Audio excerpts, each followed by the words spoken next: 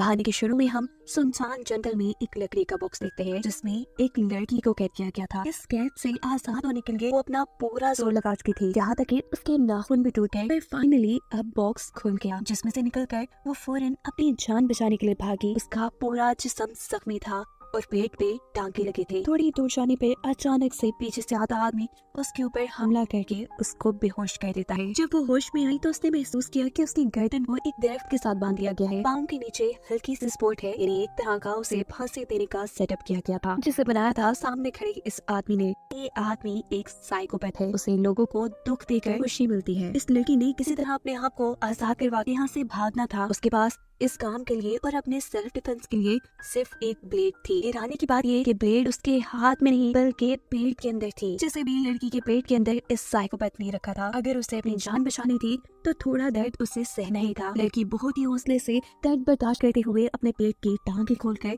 अंदर से ब्लेड निकालने की कोशिश में लग जाती है, जो करते हुए उसकी सारी आंतें बाहर निकल चुकी थी। आखिर ब्लेड को निकालते ही वो लड़की अपने गले की रस्सी काटकर अपने आप को आजाद करती है। जब फौरन ही साइकोपैथ उसके पास आकर उससे पूछता है, क्या मेरे साथ अब ये खेल और कंटिन्यू रखना चाहोगी? आगे वो उसे कितना दर्द और टॉर्चर और देता, ये सोचते हुए वो लड़की उसे ना में जवाब देती है और खुद ही साइकोपैथ की उसके सर पे रखी हुई गन से अपने आप को शूट करके खत्म कर देती है। सीन कट होकर दूसरी तरफ हमें होप नामी एक लड़की दिखाई जाती है जो अपनी बेटी के पास बैठी थी। और अगले ही सीन में अब हम होप को उसी लकड़ी के बॉक्स में देख रहे थे जिसमें से पहले एक लड़की निकल कर भागी थी। होप भी उसी लड़की की तरह बहुत ज्यादा जख्मी है, उसके पेट पे भी टांगे लगी है जहाँ से बहुत ज्यादा ब्लीडिंग हो रही थी। पता चला है कि इस आदमी ने होप को उसके घर से ही किडनैप कर लिया था। होप ने भी इस बॉक्स से निकलने की बहुत कोशिश की लेकिन वो इसमें नाकाम रही। और जब उस साइकोपैथ को ये बात पता चली तो उसने खुद ही होप को इस बॉक्स से बाहर निकाल लिया। यहाँ साइकोपैथ उसके सामने नहीं आया। होप को यहाँ सबसे पहले जिसका ख्याल आया वो उसकी बेटी थी, जिसे ढूंढने के लिए वो जंगल में भागी। जहाँ जंगल में उसे अपनी बेटी का डैडी मिलता है। न जाने उसे क्या हो गया होगा, ये ख्याल होप के दिल में था और इसी वजह से वो रो रही थी कि अचानक पीछे से साइकोपैथ आकर उसके सर पे डंडा मारकर उसे बेहोश कर देता है। जब होप को होश आया तो वो भी पहली वाली लड़की की तरह दरख्त से बंधी थी। गर्दन के इर्द गिर्द से नीचे छोटी सी स्पोर्ट यानी फांसी वाला सेटअप। होप सामने ही एक दरख्त पे एक मरी हुई लड़की को भी देखती है, जो जाहिर सी बात है अपने आप को यहाँ से आजाद करवाने में नाकाम रही होगी और मर गई। होप ने क्योंकि काफी देर तक कुछ नहीं किया था इसलिए यहाँ साइकोपैथ आकर उसे एक लकड़ी देता है। होप समझ चुकी थी कि उसे अब अपने पेट के टांके निकाल कर पेट के अंदर रखे ब्लेड को बाहर निकालना है। वो अपने लिए तो शायद ये काम ना करती लेकिन उसे यहाँ से आजाद होकर अपनी बेटी को ढूंढना था। अपनी बेटी के लिए ही सारा दर्द सहते हुए वो इस लकड़ी के जरिए अपने टांके खोलकर पेट के अंदर से ब्लेड निकालती है और अपने आप को यहाँ से आजाद करती है। इस वक्त पर साइकोपैथ उसके पास आता है और पहली लड़की वाला ही सवाल पूछता है कि क्या तुम ये गेम आगे कंटिन्यू रखना चाहोगी? अपनी बेटी के लिए वो बिना कुछ सोचे समझे इस साइकोपैथ को हाँ बोल देती है, जो सुनने के बाद साइकोपैथ ने दोबारा होप का पेट सी दिया और वो उसे घसीटते हुए अपने कैंप में ले आया। वो बेहोश हो चुकी थी। जब उसे होश आया तो उसके पाँव बने हुए थे। यहाँ साइकोपैथ जब उसे पानी देता है तो जानवरों की तरह वो उससे पी जाती है क्योंकि पिछले 5 दिन से उसने कुछ नहीं खाया।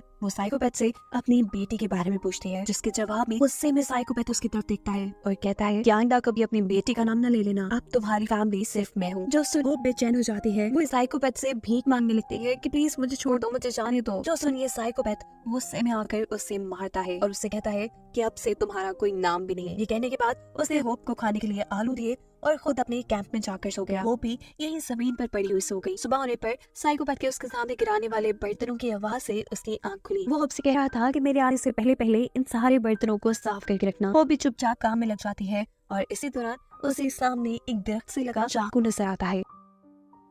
इस चाकू की मदद से वो बड़ी आसानी से अपने आप को आजाद भी करवा सकती थी और साइकोपैथ से लड़ भी सकती थी। वो उसे लेने की कोशिश करती है लेकिन चाकू उसकी पहुंच से थोड़ा दूर था, जिसे लेने के लिए अब वो एक लकड़ी का इस्तेमाल करती है। फाइनली चाकू उसके हाथ लग जाता है और तभी उसे साइकोपैथ की आने की आवाज भी आ जाती है। वो चाकू को अपने पीछे छुपा लेती है। साइकोपैथ यहाँ बैठकर उसे बर्तन धोने के इनाम में एक बेरी देता है। वो उसके बहुत करीब बैठा था। वो उसे मार भी सकती थी पर नहीं मारती। और तभी साइकोपैथ भी ये नोटिस कर लेता है कि सामने जो वो चाकू लगा कर गया था वो अब वहाँ नहीं है। ये चाकू असल में होप का इम्तिहान था, जो उठाने की वजह से होप इसमें हार चुकी थी। होप सोचती है साइकोपैथ को क्योंकि चाकू के बारे में पता चल तो चुका ही है तो क्यों ना उसके ऊपर हमला करके यहाँ से भाग जाऊं। होप पूरा जोर लगाते हुए होशियारी से इस साइकोपैथ के ऊपर हमला करती है लेकिन इसका कोई फायदा नहीं होता क्योंकि साइकोपैथ आराम से इस हमले से बच चुका था। वो अब होप को मारता है और उसकी टांग पे चाकू रखते हुए उसे धमकी देता है कि आइंदा कभी ऐसे भागने की कोशिश की या ऐसी कोई भी गलती की तो टांग ऐसी जगह से काटूंगा कि चलने के भी काबिल नहीं रहोगी। सजा के तौर पर अब वो होप के पाँव की जंजीर को उसके गले से बांध चुका था। काफी दिन यूं ही गुजर गए। होप अब ये बात समझ चुकी थी कि साइकोपैथ की बात मानने के अलावा उसके पास कोई चारा नहीं है। साइकोपैथ उससे अपने सारे काम करवाया करता था, बर्तन धुलवाता था, खाना पकवाता था, यहाँ तक कि छोटी मोटी सब्जियां उगाने का काम भी इस साइकोपैथ ने होप को दे दिया था। वक्त ऐसे ही गुजरता रहा। होप के उगाए पौधों में आखिर फूल उगाए, जिन्हें देखकर होप बहुत खुश हुई और ये देखकर उस साइकोपैथ को गुस्सा आ गया। वो ये फूल तोड़कर होप से कहता है चलो इसे खाओ। वो होप से जबरदस्ती करता है, लेकिन होप फूल नहीं खा पाती और फिर वो कहता है कि जिन चीजों को खा नहीं सकते उन चीजों को उगाने का क्या फायदा। अब एक दिन वो होप की जंजीर खोलकर उसे नदी के किनारे ले आता है, जहाँ होप नहाते हुए सोचती है कि कुछ तो करना पड़ेगा, ज्यादा दिन तो मैं और यहाँ नहीं रह सकती, मुझे यहाँ से आजाद होने के लिए साइकोपैथ का एतबार जीतना चाहिए। ये फैसला करते हुए अब वो साइकोपैथ के साथ वापस उसके कैंप में आ जाती है। उसकी आंखों के सामने वो खुद अपनी जंजीर को अपने गले में बांधती है और उसके कहे सारे काम करने लग जाती है। होप की इन हरकतों से साइकोपैथ को भी तसल्ली हो चुकी थी। वो रात को होप के पास ही सोया और जब सुबह होप की आंख खुली तब भी साइकोपैथ गहरी नींद में था। वो बड़ी आराम से साइकोपैथ की जेब से चाबी निकालती है और अपने आप को आजाद कर लेती है,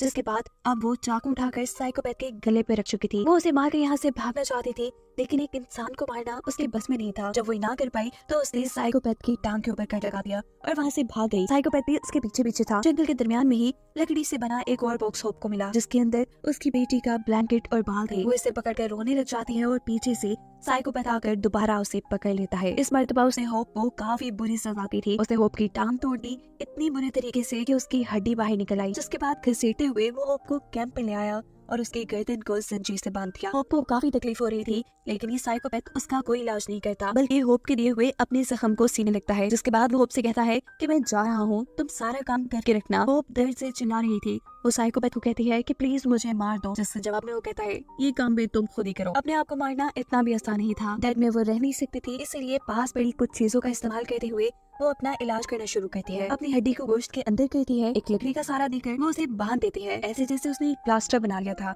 वो अब इसी टूटी टांग के साथ अपने सारे काम करती थी, शिकार करके लाती थी, खाना बनाती थी और इसी तरह 8 दिन गुजर गए।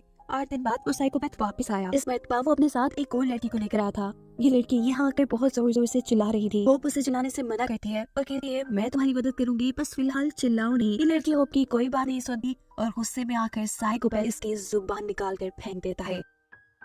खून उसके मुंह से तेजी से बाहर निकल रहा था और चिल्लाना उसने अभी भी बंद नहीं किया था। अब साइकोपैथ होप को काम देता है कि इस नई लड़की को भी अपने जैसा बनाए, यानी सभी काम सिखाए। और अब साइकोपैथ इस नई लड़की के लिए वो चाकू वाला टेस्ट रखता है। जाहिर सी बात है कि अगर ये लड़की चाकू उठा लेती तो उसे एक बड़ी सजा मिलती। होप इस लड़की को समझाती है कि उस चाकू को लेने की कोशिश ना करो, वो एक ट्रैप है। इस मरतबा होप की बात मानने की वजह से वो एक बड़ी सजा से बच चुकी थी। हम देखते हैं कि होप की गार्डन में दोबारा से फूल भी उगाए हैं, जिन्हें जब साइकोपैथ दोबारा से तोड़ने की कोशिश करता है तो इस मरतबा होप उसे मना कर देती है।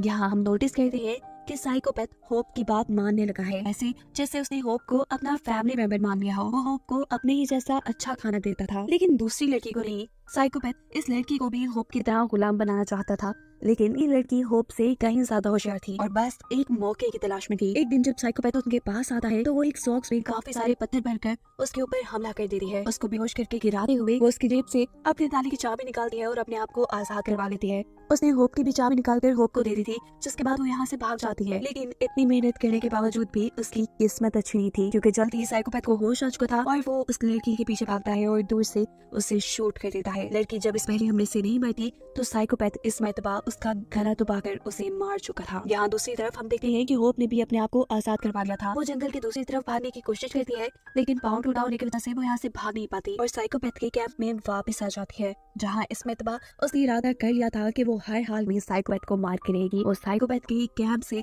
एक लोहे का रॉड और अपनी बेटी का टैटू उठा चुकी थी। इसी टाइम पर साइकोपैथ भी यहाँ वापस आ चुका था। उसकी हालत अब काफी अजीब लग रही है। वो यहाँ होप से कहता है कि तुम मुझे मार दो। होप जिसे पहले ही इस साइकोपैथ पे बहुत गुस्सा था, वो इस मरतबा कोई रहम नहीं दिखाती और बहुत ही बेदर्दी से बार बार लोहे का रॉड उसके सर पे मार मार कर उसे खत्म कर देती है। मरने से पहले आखिरी लफ्ज साइकोपैथ ने ये कहे थे कि जंगल की दूसरी तरफ न जाना, वहाँ खतरा है। पर होप जिसने इतना अरसा इस साइकोपैथ की गुलामी की थी, उसका मरने के बाद साइकोपैथ की बात मानने का कोई इरादा नहीं था। वो अपनी बेटी का टेडी लेकर उसी साइड पर निकल जाती है और यहाँ उसे जंगल के दरमियान में एक हट दिखाई देती है। वो जल्दी से इस हट के करीब जाती है और अंदर देखने पे उसे यहाँ अपनी बेटी मिल चुकी थी। वो बिना कुछ सोचे समझे अपनी बेटी को बचाने के लिए इस हट का दरवाजा खोल देती है। उसके जहन में ये बात भी नहीं आई थी कि साइकोपैथ ने उसे यहाँ खतरा बताया था। वो जैसे ही दरवाजा खोलती है तो यहाँ एक छोटा सा ब्लास्ट होता है। पता चलता है कि दरवाजा असल में ट्रैप था। दूसरी तरफ बहुत सी कीलें थी जो प्रेशर से उड़ने की वजह से होप के पूरे चेहरे में धंस चुकी थी, यहाँ तक कि उसकी दोनों आंखें भी जाया हो गई थी। वो जो यहाँ अपनी बेटी को बचाने आई थी खुद मरने के करीब हो चुकी थी, जिसे दिखाते हुए ये कहानी यही खत्म हो जाती है।